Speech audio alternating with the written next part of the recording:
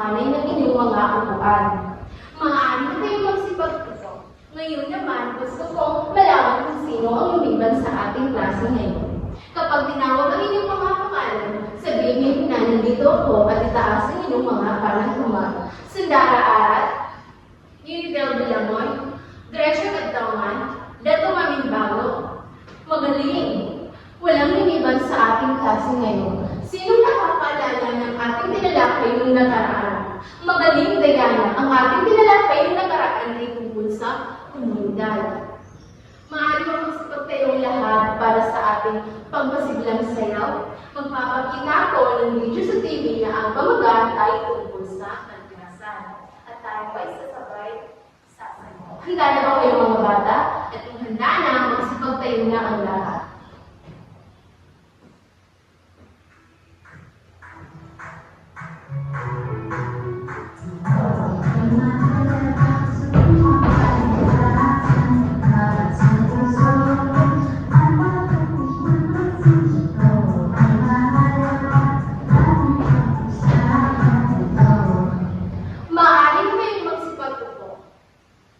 Ngayon naman, ipapakita ko sa inyo ang mga altuntunin sa loob ng silid-aralan. Una, respeto at igalang ang bawat isa. Pangalawa, itaas at kamay kung may nais sabihin. Pangatlo, maginig siguro at huwag malingan. Naiintindihan ba mga bata?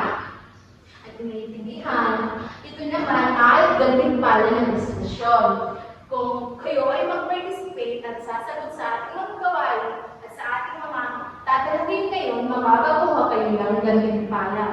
Handa na ba kayo sa ating gawain ngayon? At kung handa na, ipapakat ko kayo sa dalawang pangkat. Ang hanin nito ay pangkat 1. Ang hanin nito ay pangkat 2. Magpapakita ko ng larawan ng wasto at di wastong pangangalaga ng kapaligiran. At kung ang larawan ay nagpapakita ng wastong pangangalaga sa kapaligiran, itaas ang masayang mundo. At kung hindi naman, itaas ang malungkot na mundo. Naiintindihan ba mga bata? At kung naiintindihan, tayo ay magsimula. Ano ang pinapakita sa number 1? Magaling. Ito ay nagpapakita ng gustong pangangalaga sa kapaligiran. Sa pangalawang larawan, magaling. Ito rin ay nagpapakita ng gustong pangangalaga sa kapaligiran. Sa pangatlong larawan, magaling. Ito ay nagpapakita ng di gustong pangangalaga sa kapaligiran.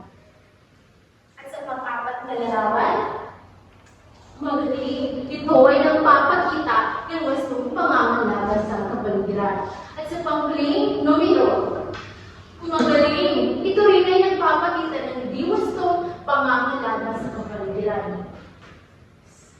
Masaya ba ang mundo kapag inaalagaan natin ito mga bata? Tama! Tama ba magtapon ng basura sa tamang basurahan? Mga bata, magaling! Dapat ba natin alagaan ang ating kapaligiran? Magaling! Ano sa tingin ninyo ang ating tatalakayin ngayon?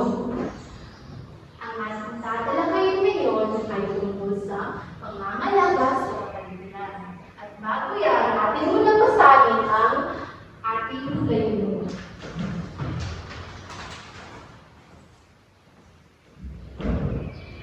Pagkatapos ang 45 minuto, ang bawat mag-aaral ay inaasahan na tutukoy ang mga iba't ibang pangangalaga sa kapaligiran ating ginagalawan.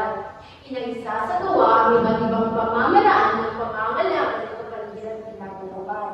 At nagpapahalagahan ang iba't ibang pamamaraan ng pangangalaga ng kapaligiran ating ginagalawan. Ano nga ba ang iba't ibang pamamaraan ng pangangalaga sa kapaligiran ating ginagalawan? May idea ba kayo mga bata? Ano ang pinapakita sa larawan?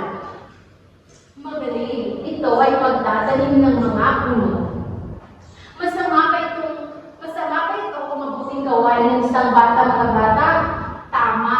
Ito ay mabuting gawain ng mga bata. Sa pangalawang larawan, ano ang pinapakita sa larawan?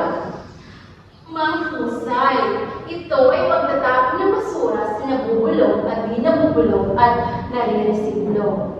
Wasto ba o hindi wastong pangangalaga sa kapaligiran ginagalaw ang pagtatapon ng basura sa tamang tapunan? Mga bata, magaling, ito ay wasto.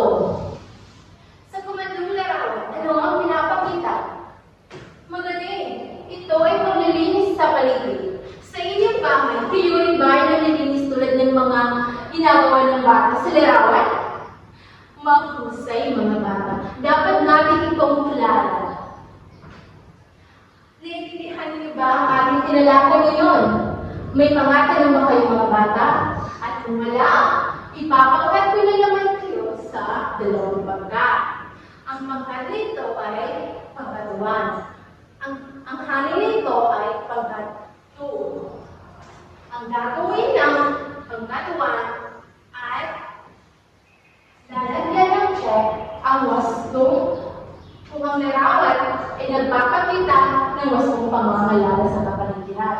At itis naman kung ito ay hindi nagpapakita ng wastong pangangalaga sa kapaligiran. At sa pangalawang pangkat naman, ididikit nila ang wastong pangangalaga sa kapaligiran sa masayang emoji. At hindi naman sa hindi masayang emoji. Naiintindihan ba mga bata? At bago tayo magsimula, ipapakita ko muna sa inyo ang ating rubrics. Para sa pamantayan, kooperasyon, lahat ay tumulong makakakuha ng natatanggi na 30 puntos. Sa kalinisan, malinis ang gawa, makakakuha din sila ng 30 puntos. Sa presentasyon, tama ang sagot, sila ay makakakuha ng 30 points. Handa na ba kayo mga bata? At kung handa na, bibigyan ko kayo ng 10 minuto para tapusin ang inyong gawain.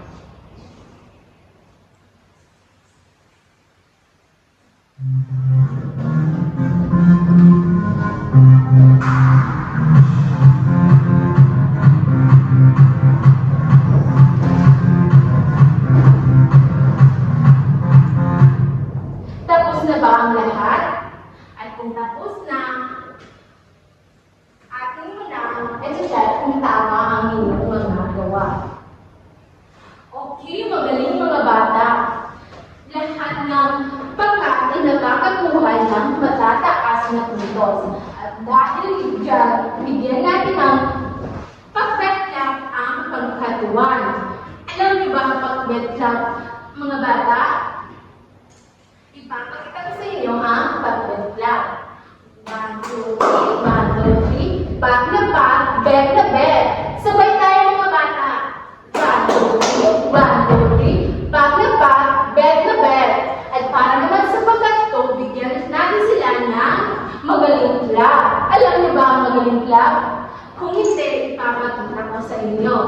1, 2, 3. 1, 2, 3. Magaling, magaling, magaling. Naiintindihan niyo ba ang ating paksa ngayon mga bata?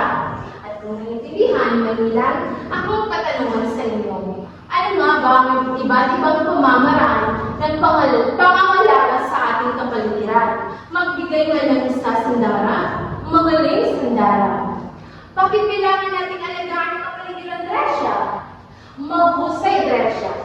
Ano ang mangyayari kapag puno ng basura ang ating paligid? Yes, Hans? Mahusay, Hans. At dahil naiintindihan ninyo ang ating tinalakay ngayon, may ibibigay ako sa inyo na gawain. Ito ay pangangalaga sa kapaligiran.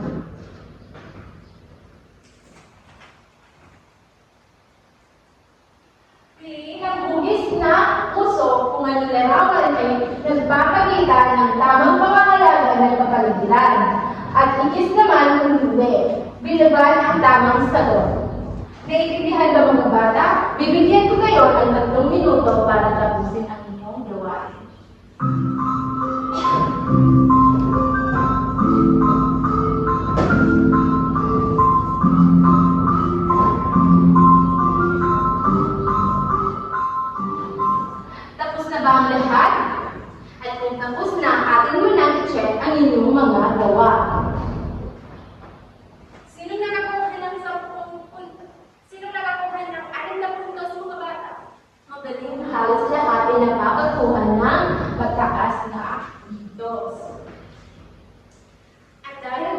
bigyan ninyo ng inyong sarili ng tatlong bagsak. 1, 2, at dahil malapit na uwian, magbibigay ako ng tatlong aralin at kopya din ito sa inyong modelo.